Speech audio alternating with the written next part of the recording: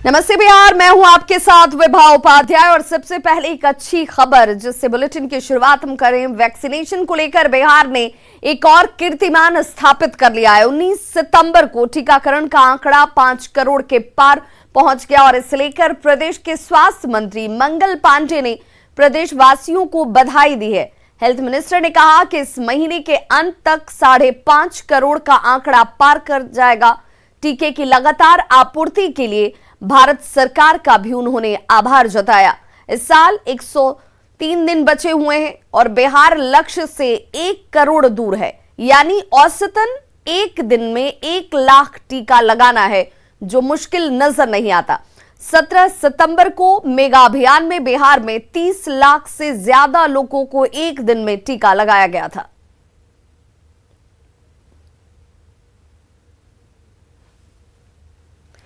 NEET solver gang की साजिश के एक से एक राज खुलकर सामने आ रहे हैं। यूपी से बिहार तक छापेमारी हो रही है, गिरफ्तारियों का दौर जारी है और गिरोह के मास्टरमाइंड पीके की पहचान हो चुकी है। पटना के पाटलिपुत्र में रहने वाले मास्टरमाइंड की गिरफ्तारी के लिए छापेमारी की जा रही है और इस मामले में अब तक 6 आरोपी गिरफ्तार हो चुके हैं। शिकंजे में सॉल्वर गैंग के शातिर, अब तक 6 अपराधी गिरफ्तार। पीके के प्लान के और कितने किरदार? क्या है मास्टरमाइंड पीके का असली नाम?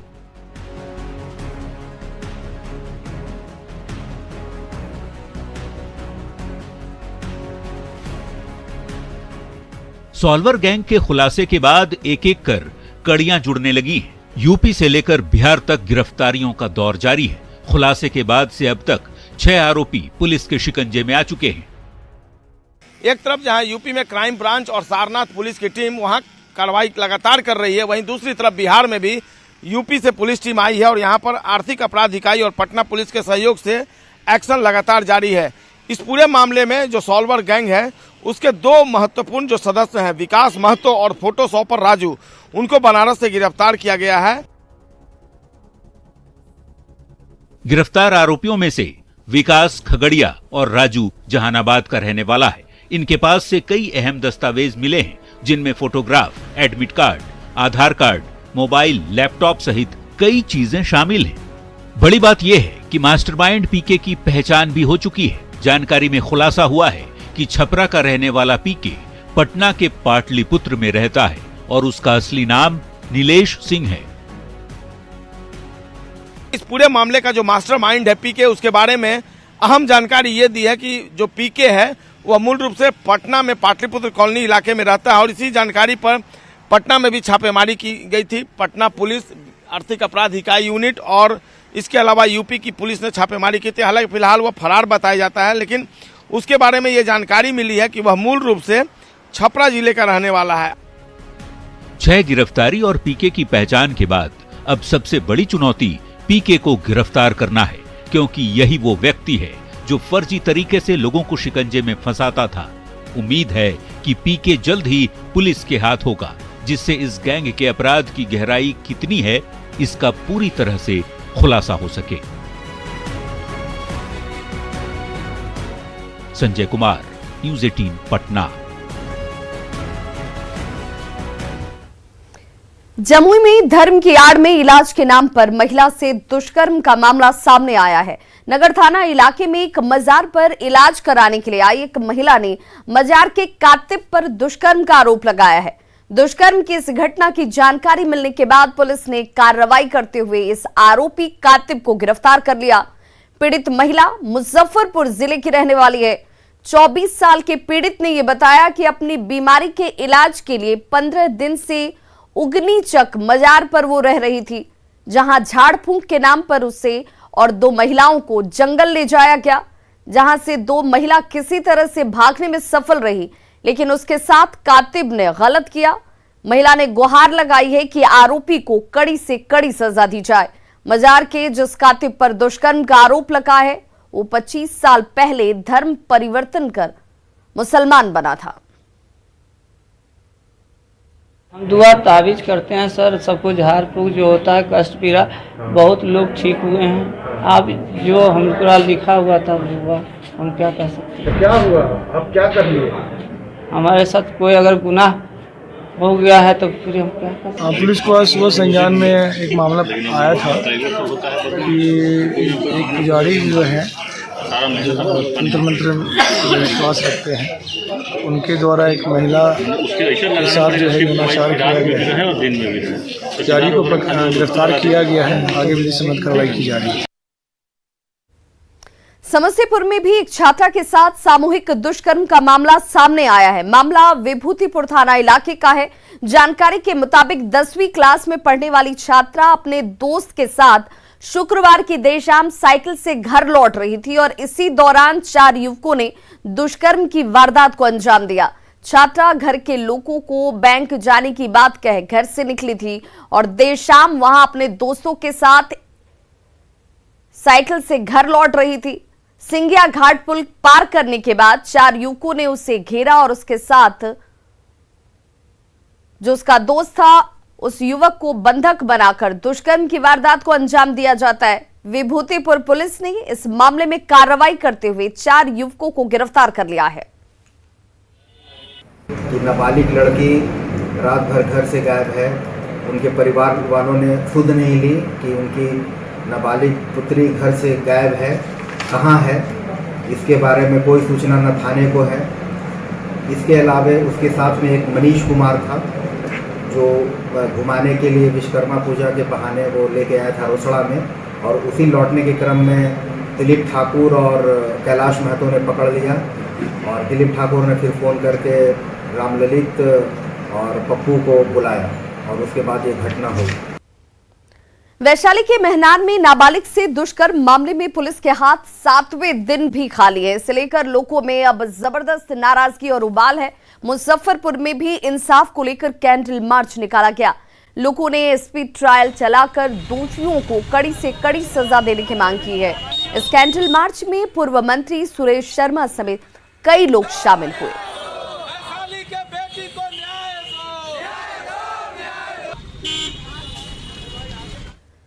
हाजीपुर सांसद और केंद्रीय मंत्री पशुपति कुमार पारस ने मृत छात्रा के परिजनों से मुलाकात की। पशुपति पारस ने परिजनों को हर संभव मदद का भरोसा दिलाया। साथ ही डीएम को निष्पक्ष जांच कर दोषियों को कड़ी से कड़ी सजा दिलाने के निर्देश दिए।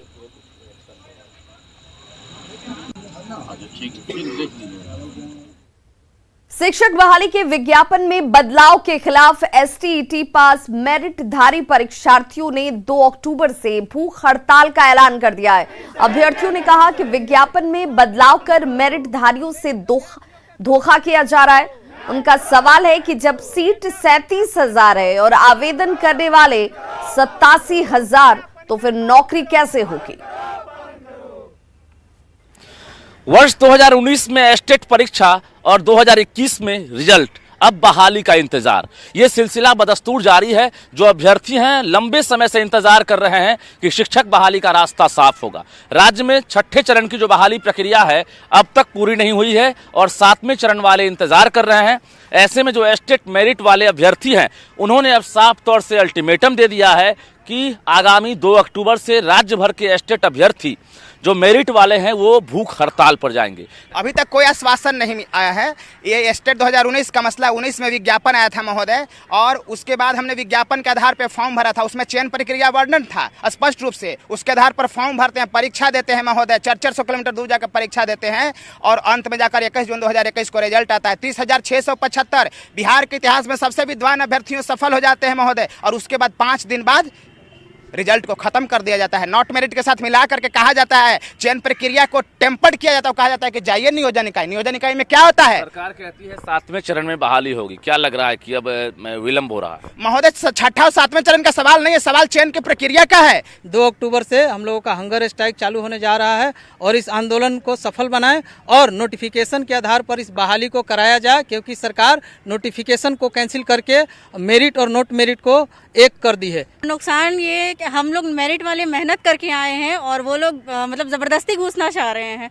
तो हम लोग चाह रहे हैं कि हम लोग मेहनत करके आए तो हम लोग का ना मेहनत सवारत लगना चाहिए, वो लोग क्यों आएंगे? चेंज करना, इस शिक्षा मंत्री खुद अनुपंखा पे हैं, तो सब शिक्षक को ही अनुकंप पे ही खोज रहे हैं, भ्रष्ट मंत्री हैं, चौपट नारायण हैं।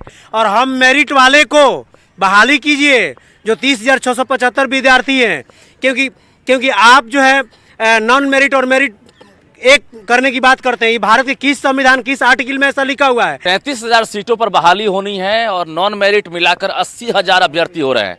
ऐसे में अब डर इस बात की है जो मेरिट वाले अभ्यर्थी हैं वो कहीं बहाली से बाहर ना हो जाएं। यही वजह है कि लगातार ये लोग सरकार से मांग करते रहे। सरकार ने जब आश्वासन नहीं दिया तो ये लोग अब फिर से 2 अक्टूबर से हंगर स्ट्राइक पर जा रहे हैं और साफ तौर से कह रहे हैं जब तक मांगे पूरी नहीं होती है हम लोग हड़ताल जारी रखेंगे। कैमरामैन मनीष जुनेजा के साथ रजनीश कुमार, न्यूज़ 18 पटना। केंद्रीय मंत्री गिरिराज सिंह बेगूसराय में अचानक एक जिम में पहुंच गए। वहां उन्होंने खेलो इंडिया और फिट इंडिया की चर्चा की। केंद्रीय मंत्री ने कहा कि युवा फिट रहेंगे तो कई समस्याएं अपने आप दूर हो जाएंगी।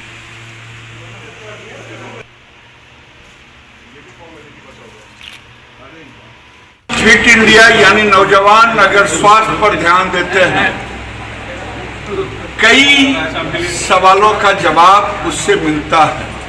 अगर भारत का नौजवान फिट इंडिया के साथ स्वस्थ रहेगा तो देश का नौजवान भी आगे बढ़ेगा। केंद्रीय ग्रामीण विकास एवं पंचायती राज मंत्री गिरिराज सिंह ने बेगूसराय में दीदी की रसोई में खाना भी खाया और इस दौरान बीजेपी के कई नेता उनके साथ मौजूद रहे। जीविका दीदी की ओर से संचालित दीदी की रसोई में खाना खाने के बाद केंद्रीय मंत्री ने कहा कि केंद्र सरकार महिलाओं के विकास के लिए काम कर रही है। 2014 के बाद देश में महिलाओं की स्थिति सुधरी है। बिहार के विकास के लिए केंद्र की ओर से हर संभव मदद की जा रही है। मैं बेगूसराय की चर्चा करूं, यहाँ 3,21,000 बहनें सेल्फ हेल्प ग्रुप में हैं, जो हमें ग्रामीण क्षेत्र में हर घर को जोड़ना है। मेरा लक्ष्य है मिशन 1 लाख, यानी हर बहन की आमदनी 8,000 से 12,000 प्रति माह हो। बिहार के अल्पसंख्यक कल्याण मंत्री जमा खान ने दुआ मांगी है कि नीतीश कुमार देश की बागडोर संभालें। जमा खान ने अजमेर में ख्वाजा मोइनुद्दीन चिश्ती की दरगाह पर ताजपोशी की और दुआ मांगी। उन्होंने कहा कि नीतीश कुमार विकास पुरुष हैं और पूरे देश में इसकी चर्चा है, इसलिए वे गरीब नवाज की दरगाह पर पहुंचे हैं ताकि नीतीश कुमार को देश की बागडोर मिले। पूरे देश का एक आवाज है कि माननीय मुख्यमंत्री नीतीश कुमार जी, जो मुख्यमंत्री हमारे बिहार के हैं, एक ये विकास पुरुष हैं। इनके विकास को लेकर, इनकी व्यवस्था को लेकर पूरे देश निश्चित तो प्रेरणा लेता है। मैं आज इस दरबार में आया हूँ, अपने ख्वाजा गरीब नवाज के दुआ किया हूँ। माननीय मुख्यमंत्री नीतीश कुमार जी को बिहार ही नहीं देश की बागडोर दिया जाए ताकि पूरे देश में अमन शमन रहे, भाईचारा पैदा हो। मध्य प्रदेश के उच्च शिक्षा विभाग ने जो नया सिलेबस जारी किया है उसमें छात्रों को रामचरितमानस से जुड़े आदर्शों को पढ़ाया जाएगा। इसके बाद बीजेपी नेताओं ने इशारों में बिहार में भी सिलेबस में राम की जीवनी को शामिल करने की मांग शुरू कर दी है। तर्क ये कि श्री राम मर्यादा पुरुषोत्तम माने जाते हैं और अगर छात्रों को उनके बारे में पढ़ाया जाता है तो इसमें हर्ज क्या है। हालांकि सहयोगी जेडीयू ने दूसरे राज्य का मामला बताते हुए इससे किनारा कर लिया तो एआईएमआईएम नेता अख्तरुल ईमान ने कहा कि रामचरितमानस की पढ़ाई हो इससे कोई एतराज नहीं है, लेकिन अगर धर्म ग्रंथ की पढ़ाई होती है तो फिर सभी धर्मों के ग्रंथों की पढ़ाई होनी चाहिए। है कि किशनगंज की स्थिति बहुत भयावह होती जा रही है। किशनगंज 370 धारा वाला कश्मीर बनने की स्थिति में है। इसलिए केंद्र सरकार से हम लोग मांग भी कर रहे हैं और यही तो बोले कि बांग्लादेशी घुसपैठ के कारण, धर्मांतरण के कारण, रोहिंग्या मुसलमान के कारण, लव जिहाद के कारण आज हिंदू यहाँ अल्पसंख्यक होते जा रहा है। यहाँ हिंदुओं की आबादी कम होते जा रही है और आप लोग भी जानते हैं कि जहाँ भी हिंदू कम हुआ है वह क्षेत्र उस क्षेत्र से अलग हो गया है। तो इसको बचाने के लिए बीजेपी क्या करेंगे? हम कर रहे हैं ना, हम अभी उसी के लिए विश्व हिंदू परिषद की बैठक हो रही है, लगातार हम लोग बैठक कर रहे हैं, सरकार के पास अपनी बात पहुंचा रहे हैं। तो सीमांचल पर ध्यान दे सरकार, ये कहते नजर आए, क्योंकि घुसपैठियों की संख्या लगातार बढ़ रही है और ऐसे में जो रामचरितमानस है, राम की जीवनी को लेकर सरकार अपने पाठ्यक्रम में इसे शामिल करे।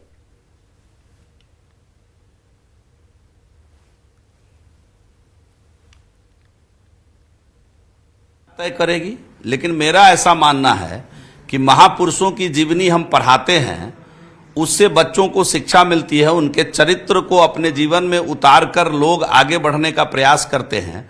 तो हम समझते हैं जिस महामानव को ये पूरी सृष्टि भगवान का दर्जा दिया है, उसके जीवन चरित्र को पढ़ाने में कोई बुराई नहीं है। तमाम धर्म के लोगों के प्रति संवैधानिक व्यवस्था है सम्मान का, तो विषय वस्तु के संदर्भ को तय करने का बिहार विद्यालय परीक्षा समिति को अधिकार है। कोई राजनीतिक संदर्भ इसके नहीं है कि राजनीति में हम कोई बात को मांग कर, उस पर बजाप्ती कमेटी बनी हुई है, उस पर विमर्श होता है कि हमको बच्चों को कौन से पाठ्यक्रम दिया जाए जिससे बच्चों का मानसिक और बौद्धिक विकास हो। इसलिए दूसरे राज्य क्या करते हैं ये तो उनका मामला है। देखिए, रामचरितमानस एक अलग चीज है और राम जी का अपना मुकाम एक अलग चीज है। राम को तो हम लोग भी हीरो मानते हैं और ये देश सेकुलर है। अगर किसी धर्म ग्रंथ को पढ़ाया जाए तो सारे धर्म ग्रंथ को पढ़ाया जाए, चूंकि हमारा सेकुलरिज्म कहता है सबके धर्म का आदर, अपने धर्म का पालन। तो सबके धर्म का आदर अगर यहाँ पर बसने वाले सभी धर्मों के किताबों की पढ़ाई हो तो कोई एतराज नहीं है। लगातार हादसों के बावजूद दानापुर में उफनती गंगा में नावों पर ओवरलोडिंग जो है वो रुकने का नाम नहीं ले रही है। लगातार ओवरलोडिंग जारी है। तस्वीरें आपके सामने ऐसी ही जिसमें साफ नजर आता है कि ओवरलोडिंग को लेकर के लोग कैसे यहां पर लापरवाह बने हुए हैं। दानापुर से दियारा जाने के लिए सिर्फ नाव ही एकमात्र सहारा है और इस पर धड़ल्ले से ओवरलोडिंग हो रही है। वहीं प्रशासन इसे लेकर लापरवाह नजर आता है। स्थानीय लोगों का कहना है कि उन्हें नाव पर सफर करने में डर लगता है, लेकिन आने जाने के लिए नाव के अलावा कोई साधन नहीं। बहुत मुश्किल है, क्या आने जाने में बहुत दिक्कत है। और क्या मुश्किल है? किस तरह का दिक्कत है? बहुत मुश्किल है, उतरिए चढ़िए, और क्या मुश्किल है? गंगा के बीच में, गंगा के बीच में हवा बहता है तो तूफान लहर मारता है, डूबने का डर रहता है। सीवान में करीब 40 लाख रुपए की शराब पर प्रशासन का बुलडोजर चला है। पिछले दिनों उत्पाद विभाग ने कई जगहों से शराब बरामद की थी। उत्पाद अधीक्षक ने बताया कि जिला प्रशासन के निर्देश पर करीब 6,909 लीटर विदेशी और 7,452 लीटर देसी शराब को नष्ट किया गया है।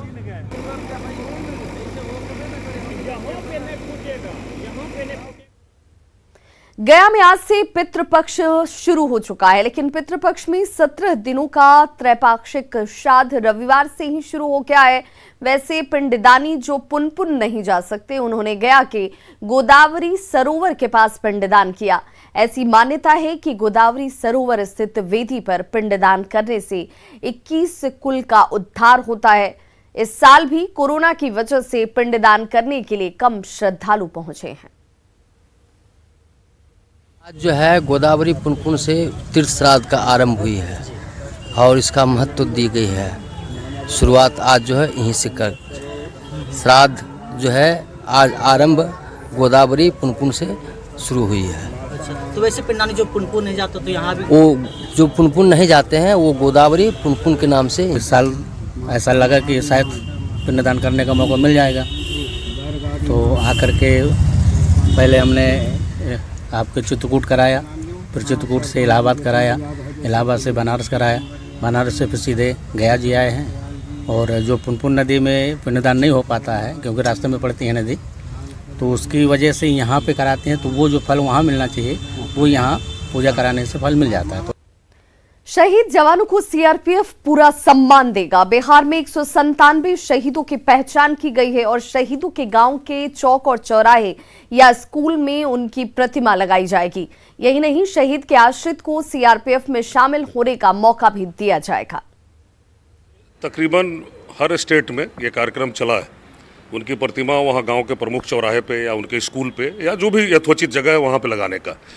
बिहार में भी ये कार्यक्रम हम लोग शुरू किए, लेकिन बीच में कोरोना के कारण हम लोग उनके परिवार से ज़्यादा कांटेक्ट नहीं कर पाया। उनको कई एंगल से फ़ोटो चाहिए, जो आदमी हमारे शहीद हो चुके हैं उनका, फिर उसको कास्ट कराना होगा, उसको किसी से स्पॉन्सर करने या सरकारी खर्च पे कैसे करना होगा, कोई समारोह भी होना चाहिए कि पूरा सम्मान से उस जगह पे लगाया जाए जो आगे भी मेंटेन हो। और बाकी जो चीज़ें हैं सरकार की तरफ से, तकरीबन हम लोग जो 194 शहीद का मेरे पास लिस्ट है, उनके परिवार को जो सरकार से लागू है वो सारी चीज़ें उनको मिल रही हैं। तो खबरों का सिलसिला लगातार जारी है, आप देखते रहिए न्यूज़ 18 बिहार झारखंड।